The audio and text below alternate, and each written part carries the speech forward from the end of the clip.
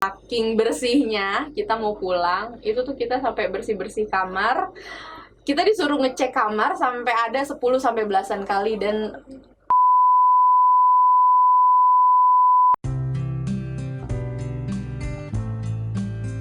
Oke, assalamualaikum warahmatullahi wabarakatuh. Waalaikumsalam warahmatullahi wabarakatuh. Hari ini spesial banget nih. Jadi aku sekarang ditemenin sama Sensei Nur. Halo. Nah, Sensei Nur ini merupakan dia guru bahasa Jepang ya. Salah satu lulusan dari Universitas Negeri Jakarta ya, benar ya. Betul. Nah, beliau sekarang mengajar di salah satu sekolah swasta di Tangerang ya. Di Tangerang. Ya, Tangerang Raya lah bisa bilang kayak gitu ya. Nah, Kak Nur, aku mau tanya-tanya nih tentang kayak misalkan kan aku ada minat nih pengen belajar kayak bahasa Jepang. Serius nih? Ini Bener ya serius. Ini benar. Kayak misalkan kayak dari awalnya itu kayak gimana sih kalau misalnya, atau yang awalnya dulu deh, kenapa sih Kak Nur mau ambil jurusan pendidikan bahasa Jepang, sedangkan di Indonesia ini bahasa Jepang itu kayak bisa dibilang apa ya, di non prioritaskan gitu kayak gitu. Kenapa tuh Kak Nur? Kenapa pengen belajar bahasa Jepang? Pertama sih tertarik gara-gara di SMA dulu belajar juga. Terus dilihat-lihat tulisannya kan aneh ya. Tulisannya kan bukan kayak huruf abjad yang biasa. Iya, Terus benar. kayak awalnya sih susah, terus kesini-sini kok lucu ya, seru sih kayaknya Kayak gitu apa ya kan. lucu? Jadi seru. Terus habis itu coba-coba belajar dan tekunin. Ya walaupun kalau di SMA kan masih dasar ya, Betul. sedikit bisa. Terus kayaknya seru deh, perlu didalemin kayak gitu kan. Terus juga sebenarnya satu yang saya bikin tertarik juga yaitu etos kerja, kayak disiplinnya itu sih yang menjadikan juga saya tertarik. Kok bisa ya orang Jepang disiplin gitu kan, dibanding kalau misalnya kita lihat negara Emang kita gitu. apa hubungannya dengan bahasa nih? Berhubungan banget. Oh, Maksudnya ya? gini, kita bisa suka bahasa itu juga dari kebudayaannya, dari sistem mungkin kayak pemerintahannya, terus kan tadi juga etos kerjanya. Menurut aku itu mendukung sih Kak. Apa ya, nggak cuma kita belajar bahasa dan emang buat apa gitu kan. Betul. Kalau misalnya kita udah tahu kita belajar bahasa, terus kita seneng etos kerjanya, mungkin buat kerja di sana atau bergabung sama Tapi orang-orang. seberapa rumit sih antara bahasa Jepang dan bahasa yang lain, kayak misalnya bahasa Inggris atau misalkan bahasa-bahasa yang lain lah yang pernah dipelajari gitu ketika belajar bahasa Jepang ini? Kalau menurut Sensei itu Sebenarnya kalau SMA bilang gampang, iya gampang. Gampang. Walaupun nilainya nggak maksimal banget sih, tapi ya KKM lah. Cuman bisa, oh gampang nih. Tapi ternyata pas di kampus luar biasa. oh beda banget ya. Berarti kalau di tingkat SMA itu masih dasar-dasar. Dasar doang banget. Ternyata pas aku lihat, oh gampang ini mah, ya udahlah nanti kuliah ambil ini. Ternyata ya emang di sekolah itu dasar banget. Pas di kuliah baru tata bahasanya, terus kan kosakatanya, plus juga kan dulu di sekolah nggak belajar kanjinya kan. Nah, ya? Apa tuh kanji? ya, jadi nanti Oh, di bahasa iya. Jepang Iya, ada. nanti Nanti kita aja. bahas ya. Oke, Oke. sip. Apalagi tuh tadi apa kayak tingkat kesulitan dan sebagainya, kayak gimana kalau misalkan di kampus itu? Tingkat kesulitannya itu sih tata bahasanya. Jadi kalau kita misalnya kalau bahasa Indonesia kan misalnya SPOK gitu ya, SPOK, subjek, predikat, objek, keterangan, keterangan, dan betul. ya udah ke situ-situ aja kan. Nah, ternyata di Jepang itu banyak tata bahasanya. Oh, Nggak cuma 1, 2, itu bisa puluhan dan sekian. berarti bisa dibilang tuh agak sulit ya, lebih sulit Iya. ketimbang kita belajar bahasa Inggris Mm-mm. ataupun bahasa Indonesia Ya, gitu ya. jadi kalau misalnya gimana cara bicara dengan bawahan atau teman sepantaran atau atasan itu berbeda-beda gitu. Coba dong disapa dulu tuh teman-teman kita dengan bahasa Jepang, kayak misalkan halo semua kayak gitu. Oke. Ja minasan, konnichiwa. Hajimemashite. Watashi no namae wa Nur desu. Dozo yoroshiku onegai Itu shimasu. artinya apa itu? Kalau artinya mungkin kalau misalnya murid-murid saya udah tahu ya. Iya.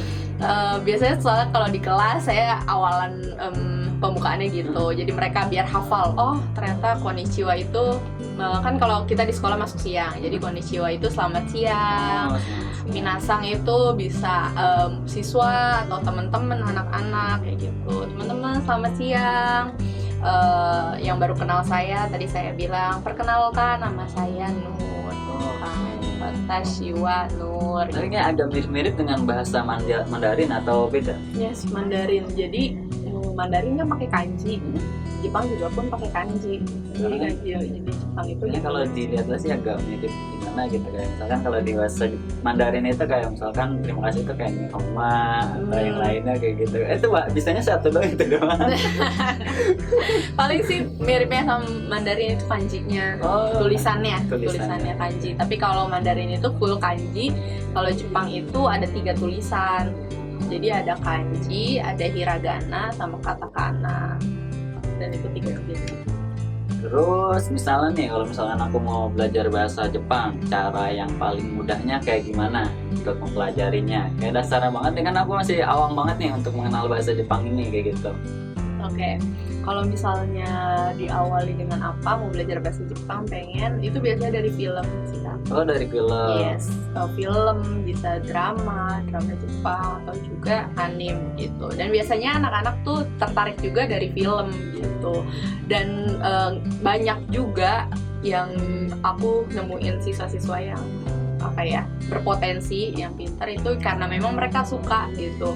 Mereka sering dengar dan akhirnya mereka tahu oh ini tuh maknanya ini, artinya ini. Jadi di kelas dia tinggal mastiin, "Sensei ini artinya ini kan?" gitu. Jadi kadang-kadang mereka ada kosakata yang mereka udah tahu dan mereka pastiin atau tanya di kelas gitu, dan akhirnya mereka lebih semangat lagi. Selain dari film, apalagi yang harus aku pelajarin nih untuk aku bisa sedikit bisa berbicara atau ya seenggaknya menulis lah gitu, atau tahu artinya deh kalau orang sebut itu misalkan apa tadi selamat siang kayak gitu, kayak gimana? Selain film bisa juga dari komik atau bisa juga ya dari buku-buku Jepang sih. Karena kalau Jepang juga itu punya kalau TOEFL tuh kayak uji kemampuan kan. Ada itu juga di ya? Indonesia ada, jadi kayak tes gitu kan. Tes Kan Nur sendiri pernah ikuti kayak semacam ikut. itu? Sudah berapa kali?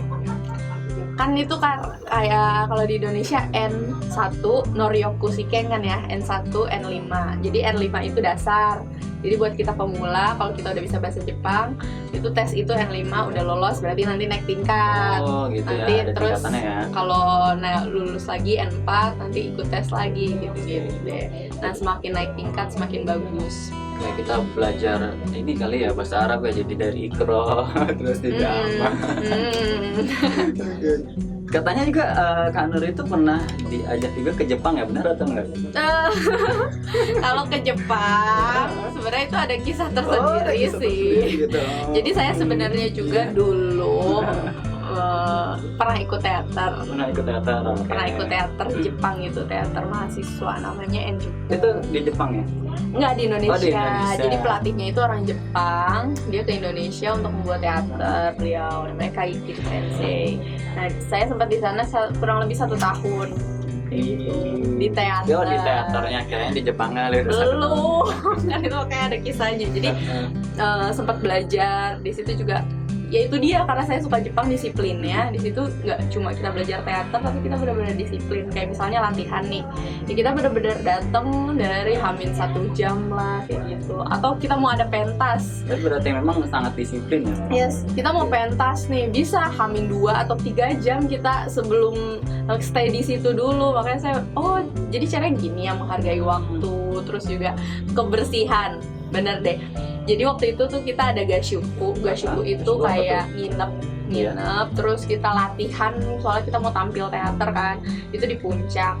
Nah, saking bersihnya kita mau pulang, itu tuh kita sampai bersih-bersih kamar.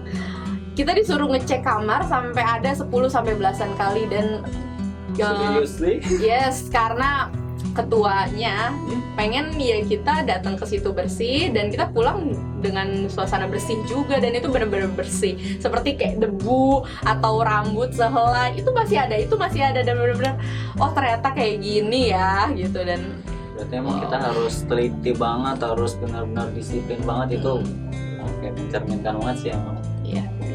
berarti selain kita tadi membaca komik atau kita lihat video, ada lagi nggak misalkan cara-cara yang lain gitu selain kayak yang tadi udah disebutkan? Cara efektifnya, Paling efektifnya.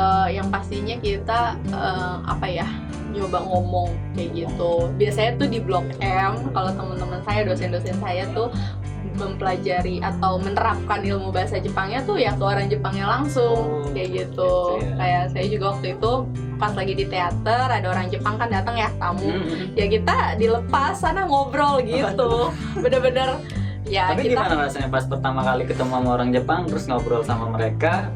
Seberapa nervousnya bro? Ya pasti sih kayak aduh gimana nih gitu kan. Iya sih udah belajar bahasa Jepang, cuman kan kayak aduh ngomong apa, tapi memang itu harus dipaksa. Jadi belajar bahasa Jepang tuh harus apa ya, harus bener-bener dicoba. Kalau nggak dicoba, nggak diomongin itu nggak bisa. Oh gitu ya. Dan ya udah, misalnya kalau salah ya nggak apa-apa gitu. Tapi kalau buat anak-anak sendiri biasanya kan ada card ya kayak gitu untuk kayak mempelajari kosakata. Nah itu di bahasa Jepang juga ada nggak kayak card gitu, misalkan hewan apa nih ada bahasanya ntar kayak gitu. Itu ada juga kayak gitu, bisa juga. Banyak sih, kayak dosen atau temen-temen punya card atau bahkan bikin gitu ya. Bikin kayak awalnya itu kayak tulisan bahasa Jepang, pengenalan. Kan tulisannya juga beda ya sama Indonesia. Jadi mungkin diawali dengan card yang kartunya gede, misalnya A kayak gimana tulisannya gitu kan. Terus misalnya apalagi ya, kalau hewan-hewan juga ada nanti di cardnya. Misalnya A itu kan bisa juga kosakata ai. Ai itu kan cinta gitu. Nanti apa di situ digambar love kayak gitu biar lebih jadi sambil belajar hurufnya sambil tahu kosakatanya ini ya. Dapat tambahan kosakata baru. Tapi aku juga sering sih lihat atau nonton film Jepang gitu. Kayak Subasa. Nah, iya. Itu Jepang. Itu Jepang. Maksudnya suaranya. Suaranya bahasa Indonesia. Tapi mungkin bisa dilihat dari kebudayaannya ya di situ ya. Saya emang kalau dilihat saya emang disiplinnya banget sih, semangat disiplin. Benar-benar. Tapi kalau Kak Nur sendiri sudah menerapkan itu kah? Alhamdulillah waktu pokoknya masih setelah teater itu masih berjalan. Sekarang ya masih sih gitu. Tapi sekarang masih ikut teater gitu atau udah enggak? Karena waktu itu kebetulan ada kegiatan lain dan kayak ya pasti kan itu ngabisin waktu ya, jadi kurang maksimal gitu di teater, jadinya ya udah nggak ikut teater lagi. Apa sih kayak ngapain tuh di teater itu biasanya? Yang pastinya latihannya kan itu pemanasan dulu suara, terus badan. Berarti kita kayak buat sebuah pertunjukan itu dengan bahasa Jepang ya? Iya, bahasa Jepang. Bahasa Jepang. Dan itu kan kalau teater pelafalannya kan harus lantang itu. Jadi kita belajar kayak pelafalannya A, I, U, E, O, K, Ki, Ku, Ke, Ko, dan itu cepet nadanya. Itu latihannya kayak gitu. Terus dibalik-balik gitu. Jadi kayak kita belajar apa tuh? Alif, ba, dasa, sin, shot. Iya kayak gitu. Gitu terus. Kalau Kak Nur sendiri yang paling sulit dipelajarin dalam kampus nih, apa pelajaran apa? Tata bahasa sih. Tata bahasanya. Emang ada berapa apa namanya ya, konsentrasi sih? Kalau kayak pelajaran yang harus dipelajarin dalam bahasa Jepang itu? Jadi kalau bahasa Jepang kan itu sama sih kayak pelajaran bahasa asing lainnya. Kayak listening, maksudnya pendengaran, chokai kan itu.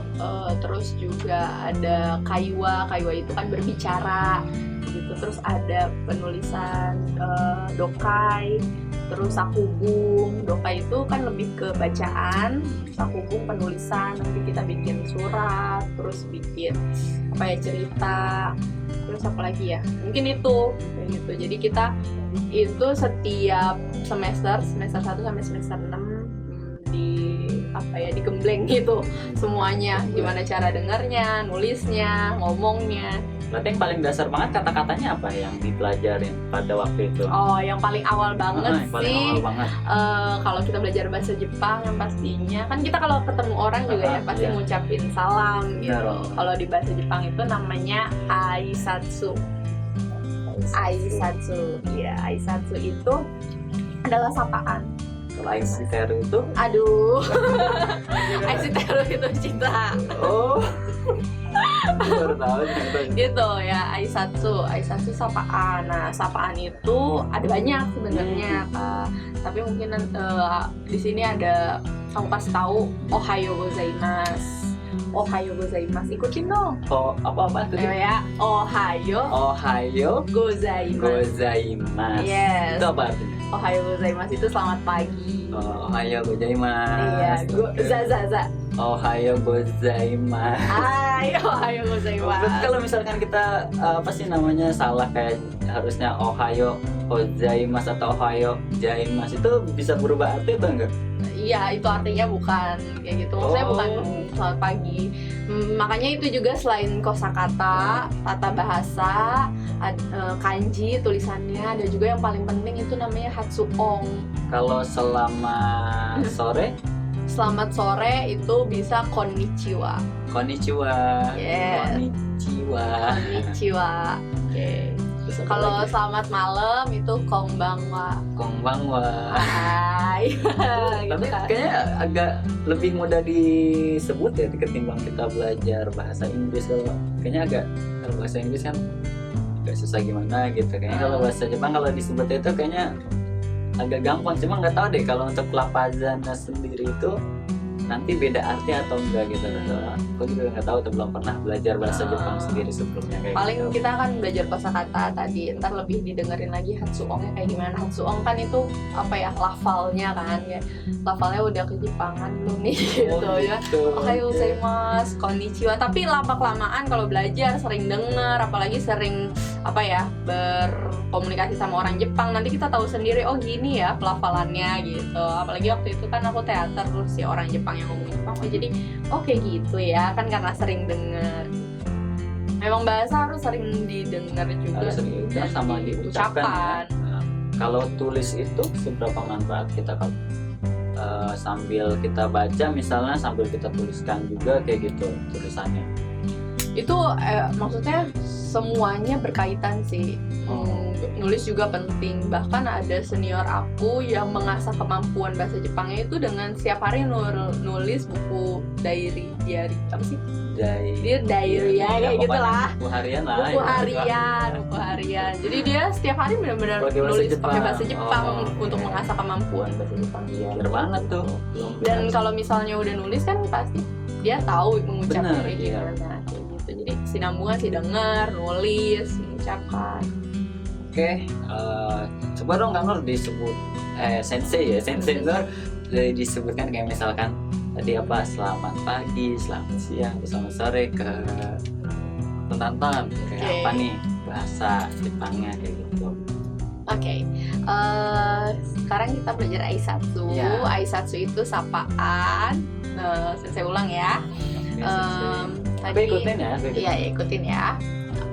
Sapaan buat selamat pagi, mengucapkan selamat pagi itu ohayo Ohayo, gozaimasu. ohayo gozaimasu. Yes, ohayo gozaimasu. Oke, itu kayak nadanya itu mengaruhi juga atau nggak sih? Iya, tapi lama-kelamaan nanti bisa kok. Maksudnya nggak begitu salah, yang penting kita tahu, oh ohayo gozaimasu gitu.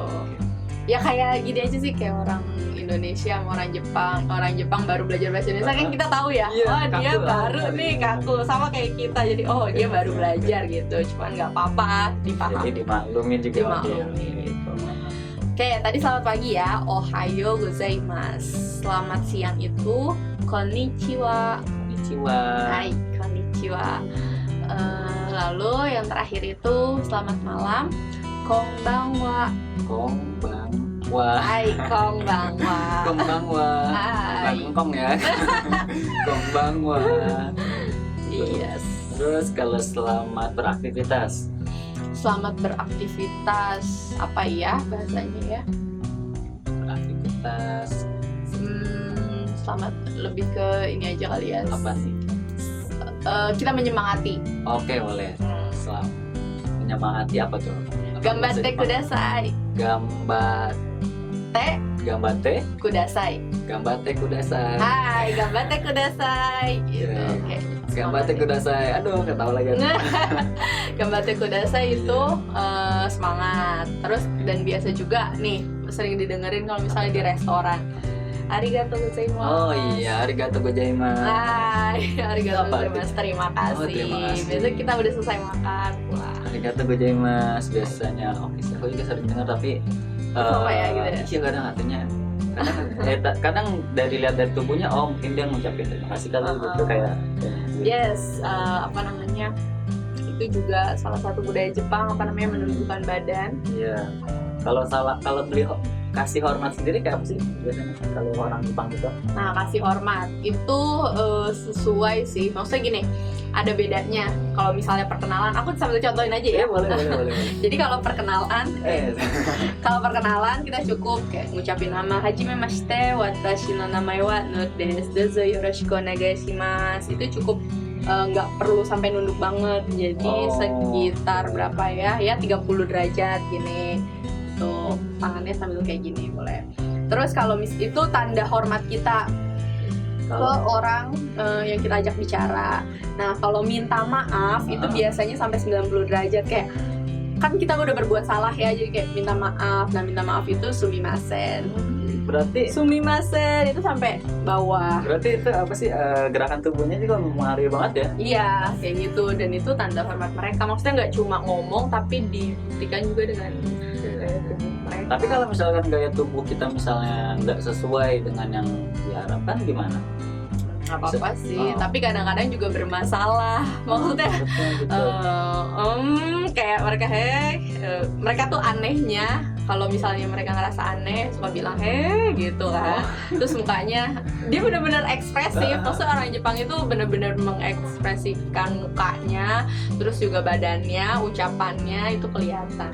Gitu. Terus kalau ada yang aneh, dia kayak aneh, terus kita ya maaf aja gitu, sumimasen gitu. Oke. Itu udah banyak banget yang di ini. Nanti kita pelajari lagi tentang bahasa Jepang ini kayak apa sih, terus kita dalamin lagi. Ini baru dasarnya aja nih, kayak tadi kita kayak nonton film ya. Jadi salah satu cara untuk kita bisa berbahasa Jepang itu dengan banyak-banyak nonton film, tentunya tontonan filmnya yang berbahasa Jepang, ya, bahasa Inggris atau Indonesia. Nanti kalau bisa subtitlesnya dihapus aja dulu. Supaya kita bisa bisa ngingetnya lebih tajam lagi ya. Dan kita bisa tahu maknanya mungkin dari gerakan tubuhnya atau dari aktivitasnya.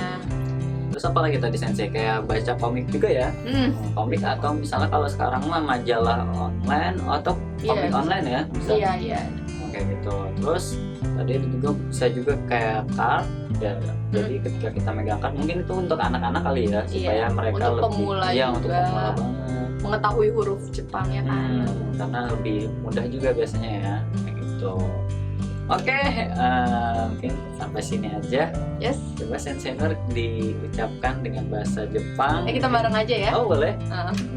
Ya ntar bilangnya Apa nih? ya minasang sayonara. Itu artinya apa? Sayonara tuh sampai jumpa lagi. Oke, minasa sayonara gitu. Yes.